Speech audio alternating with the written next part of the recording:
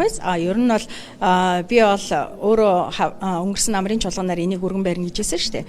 Тэгэхээр зэрэг одоо хин нэгний одоо энэ өнцгөөс харж юу яаж байгааг бол шүмжлэх эрх алга байна. Гэхдээ яг ямар хэлбэрээр байх вэ гэдэг дээр илүү одоо ерөнхийлөгчийн хууль дээр ч гэсэн бас судлах бас шаардлагатай. Миний зүгээс бол бас өөрийн одоо өнцгөөс ийм зүйлүүд байгаа учраас гээд оруулж ирж байгаа юмнууд байгаа шүү дээ. Тэгэхээр зэрэг хамтд нь л одоо маш сайн судлаж байж тэрэн дээр дүгнэлт хийх боломжтой ах гэж бодож байна. Тэгэхээр ерөнхийд нь ингээ хамаатуулаад бас оруулаад ирсэн шүү дээ. Тийм ээ. Бас зүг одоо наривчлан бол ямар болов. Одоо жишээлбэл манайхан их сонирн байна л да. Манайхан одоо ингээд ёс зүйг гэхээр ил тод те. За шудраг, магадгүй баг хурц, магадгүй баг зэрэг бүдүүлэг юмд маш их цочирддаг мөртлөө далд байгаа ёс зүйг, жинхэнэ ёс зүйг бүх үйлдэл хүлээн зөвшөөрөгддөг ийм сонин улс болсон байна л да.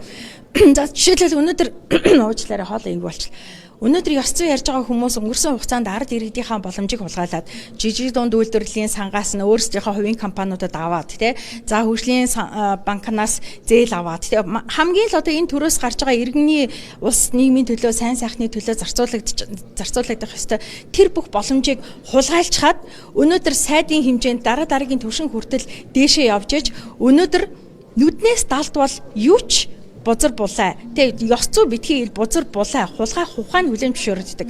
Нүднээс ил бол те хурц, шудраг. За магадгүй бүдүүлэг өгөнд хүртэл ингэж их реакцлж байгаа нь бас маш харамсалтай, бас эмгэнэлтэй санагдаж байгаа. Тэгэхээр одоо энийг цааш та иргэд өөрсдөө хараад иргэд өөрсдөө шүүгээд явна үстэй л гэж бодож байна. За баярлалаа.